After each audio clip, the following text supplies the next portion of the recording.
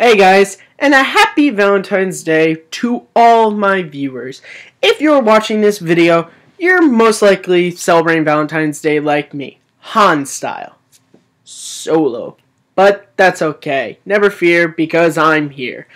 And I got a top 5 for you guys today. I'm going to be counting down my top 5 favorite couples in movies and TV. 2 separate top 5 lists. See, originally I was going to combine top 10 lists, but actually when I got to the number ones for both TV and movies, I couldn't quite put one over the other, so I just thought, nah, I'm just going to cut the list in half. So what I'm going to do is I'm going to give you guys first my 5 to 2 for movies, and then I'm going to give you my 5 to 2 for TV, then discuss my number ones, alright? So, let's get it started.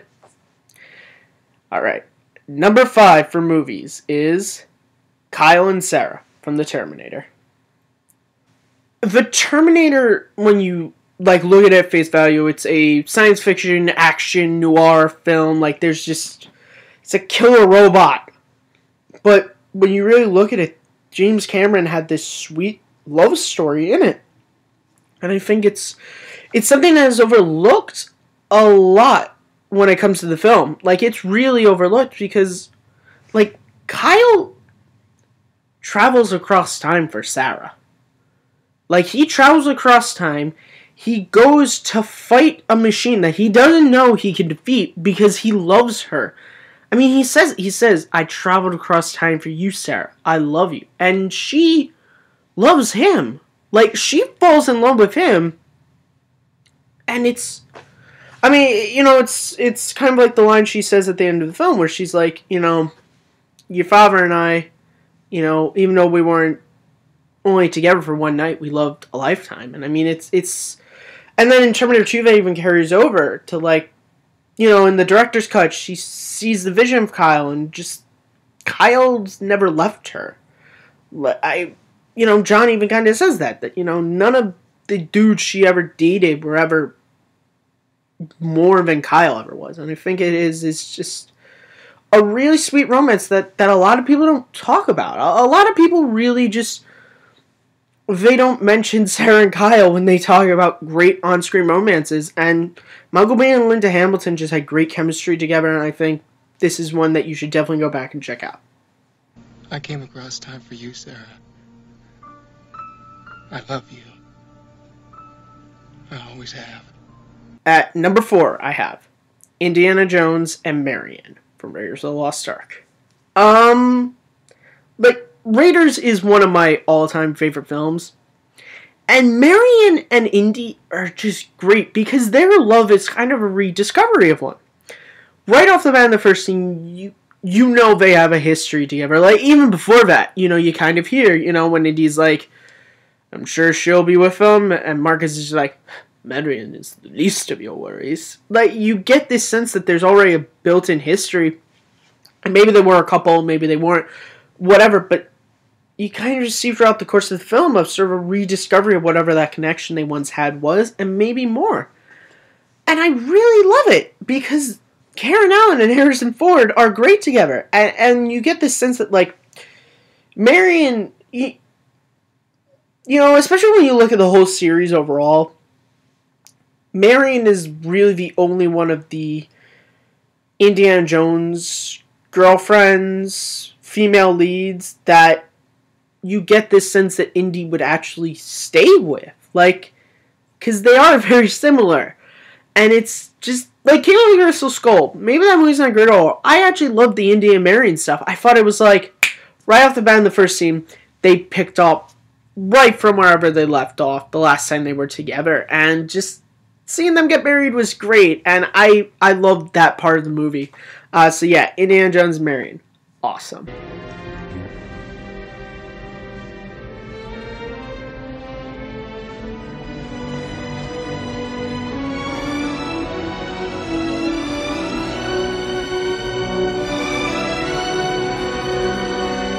At number 3, I have Han Solo and Princess Leia from Star Wars. If you want textbook, they don't belong together, look no further than Han and Leia. Like, they literally don't belong together. Like, in any sense, like, John Roca and Steve Morris, they host a podcast called The Sin Files, which is amazing. They did an episode on Empire Strikes Back, and they talked about the fact that, like, if you were to have Princess Leia sort of write out or sort of talk about her ideal spouse, Han Solo is, like, the furthest thing from that. But that's kind of why they work together, because he's not who she would ideally look for. But that's kind of good, because sometimes who we ideally think we're good for, it doesn't work out. Sometimes we need different people in our lives. I mean, it's even like Han says, she says, you need more scoundrels in your life. And for Han, he's used to women probably just throwing themselves out. And to me, and we even see this in the original film, we see that Leia being who she is, Han is attracted to that. Like, I love the scene between him and Luke when he's like, still, she's got a lot of spirit. I don't know, what do you think? You think a princess and a guy like me? Like, he's like, there is something about this girl. And the thing I like is things like, when Leia says, like, you make it so difficult sometimes, like, she's clearly talking about, like, and I see, like, I want to be able to tell people that, like, we're a thing, and that I can sit there and be like, this is my boyfriend, my spouse, whatever you want to call it, but you do stupid, pig-headed things that make me go, maybe not. And I love that Empire is kind of the journey of Han, by the end, sort of, even though he stays who he is, sort of doing things, he is that man. And then Leia is able to say, I love you, and that's why Han's able to be like, I know. And it's beautiful, and it's great. And even in Force Awakens, I love how it's like, the two characters were married, they had a kid, and they just fell off after what happened to Ben, but when they come back, there's just something about the two of them being together. And I'm not sure if that's Harrison Ford and Carrie Fisher's acting or the writing, but these characters belong together, even if on paper they don't. It's something that's a little unexplainable. You like me because I'm a scoundrel. There aren't enough scoundrels in your life. I happen to like nice men. Nice man. Very nice.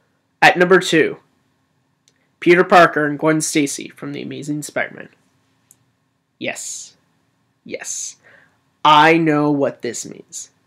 This means putting them at number 2 is me saying Peter Parker and Gwen Stacy are my favorite comic book movie couple.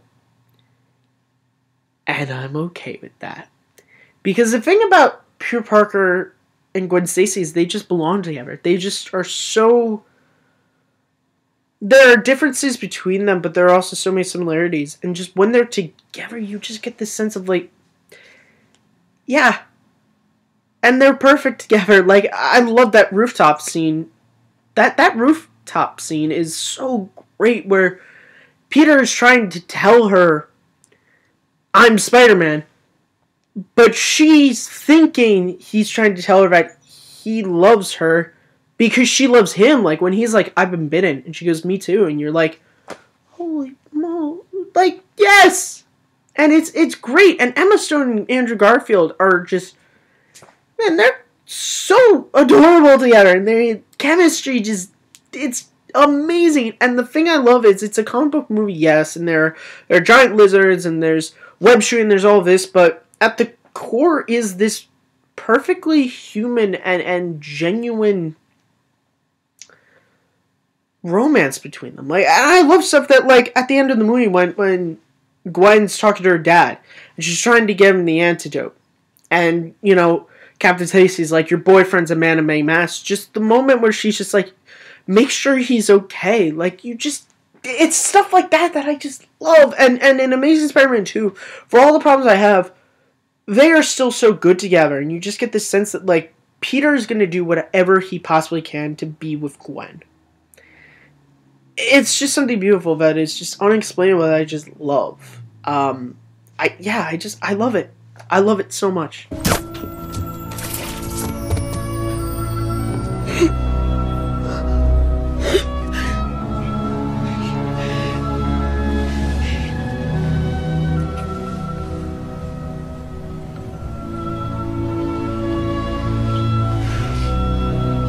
Shut up.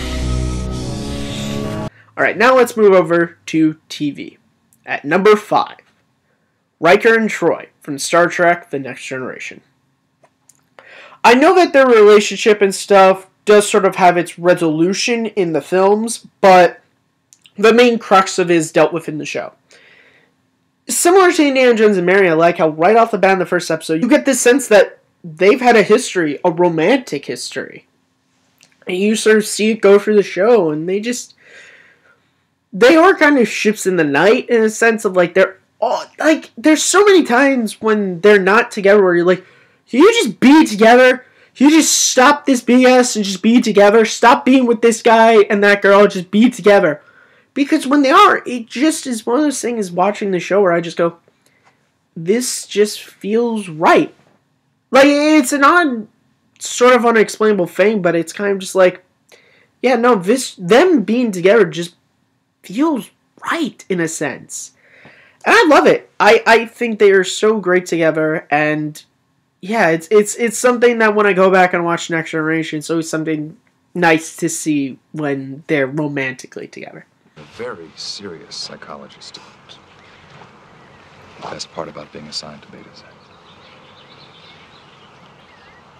At number 4, Kevin and Gwen from Ben 10 Alien Force. This is a similar romance to Han and Leia in that, like, on paper, they don't go together. And Gwen even kind of, in a similar way to Leia, she looks at Kevin and she sees sort of, not her mentally, like, this is who, if I would think of a boyfriend, this is who it would be, but she does see past the pig-headed bravado of Kevin, this really nice guy who cares about her, that she cares about and she wants to be with. And I love how it's like, Kevin likes her, wants to be with her, but he's way too pig-headed and stupid sometimes to just say and do things with her. And it's great.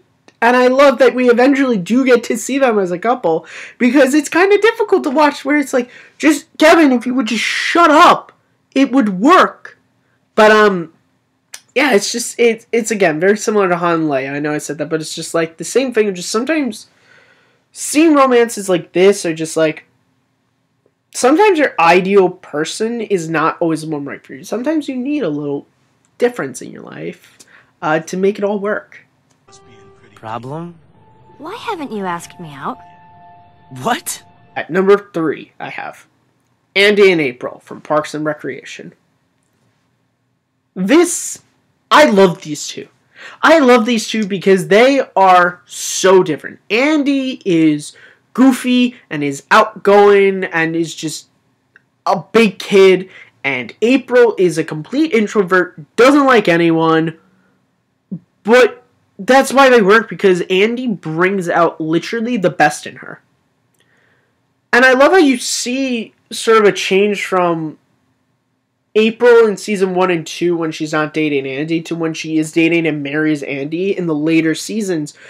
There are so many moments when Andy makes her do something that she wouldn't do, and she always comes out better for it. And that's something I love, is the fact of, like, their romance kind of shows that, like, having these different people is great because they'll take you out of your comfort zone and they'll make you try new things and you'll end up liking them. And they're just, there's a genuine sweetness to them that just, I don't know what to say. I can't get over how much I love them together. They are awesome sauce, is what I can say.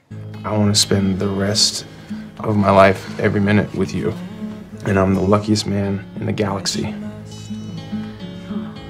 And number 2, I have Eric and Donna from That 70s Show. This is just great. Like, this romance is just, it's for a lot of people, I'm sure this is a fairly relatable story where Eric and Donna have been friends since they were kids. And then Eric kind of starts to develop more feelings for her, and Donna does too, and it's kind of, their courtship at first is this interesting thing of like, alright, I like you, and you like me, how do we do this? And it's you know, it's great to kind of see how they go about courting each other and sort of like becoming a couple. And even though I know they do break up at a point, when they're together, it just works. Like, it's just somewhere you go, yeah, even in, you know, Eric is not around for season 8, that scene they have at the end, you kind of, in the last episode, you go, no, it's gonna work out for them for whatever reason. Like, it's just something where you're like, they're always gonna find their way back to one another, is what I was saying. It's something we all strive to find, and it's just sweet. It's just sweet. Donna, I'm sorry.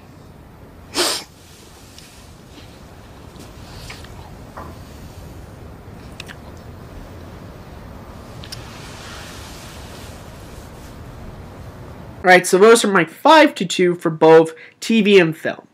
Now to talk about my number ones. And my number one favorite movie couple is Rocky and Adrian from the Rocky series. Rocky and Adrian make each other's lives better. It's as simple as that. Adrian is shy and is introverted and does not want to talk, doesn't want to speak, doesn't want to do anything. Rocky is to most people a bum. He's a stepping stone fighter. He is a loser that should not really be treated with that much respect. They improve each other's standards of life. Rocky pulls Adrian out of her shell. And he makes her see that she is beautiful and she is smart and she doesn't have to hide away from anything. And Adrian's just nice Rocky. Like, even if you look at, like, Paulie and Mickey and the loan shark, whose name I can't remember right now, like, they're Rocky's friends, but they can also be assholes to him. Adrian's not. Like, Adrian's someone who Rocky just feels like he can be 100% himself of her. Like, I love the scene when Rocky, Adrian, Paulie are all watching Rocky's interview on the TV. And they kind of, the interview, like, they're kind of saying some stuff, and they kind of, like, push Rocky out, and, you know, like, Paulie's like, hey, you sure busted out his teeth, and Rocky's like, it didn't bother me. And then he's saying goodbye to Adrian, and there's just this amazing moment between the two of them, where Rocky goes, hey, you know that stuff I said on the TV, it didn't bother me? It did. I mean, that right there is just like, he's literally found a person who he can say that to. And the other thing I love is Rocky Balboa. And Creed to an extent, but more Balboa. We see what happens when that's gone. Sometimes at the end of relationships, when people aren't in your lives, that's when you really get this sense of how important they were.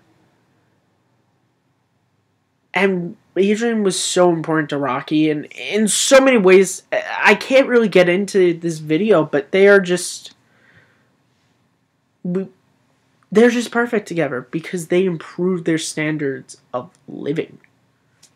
Adrian! Rocky! Hey, where's your hat? I love you!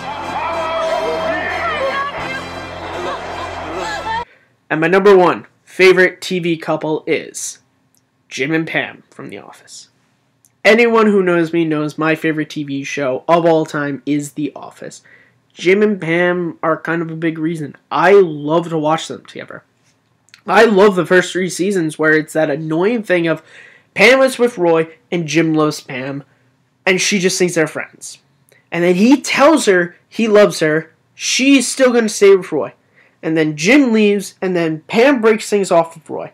And then when Jim comes back, he's with Karen, and Pam is now ready. Then you just feel like, God, could you both just stop?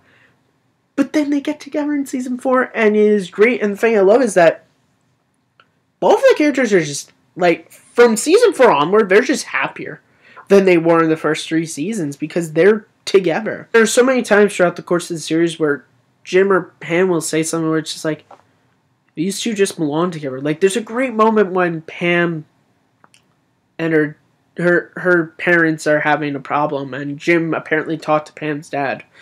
And apparently he told him that, like, I've never doubted for a second that I want to marry Pam. Like, I want to be with her forever. It's stuff like that that we just all want to find that person where we just, like, feel like... I mean, that episode in season 9 when Pam feels like she's not enough for Jim and that he's going to resent her for not going to the job in Philly. And he says to her, you are everything. Like, not enough for me. You're everything. Hey, I was thinking about dinner.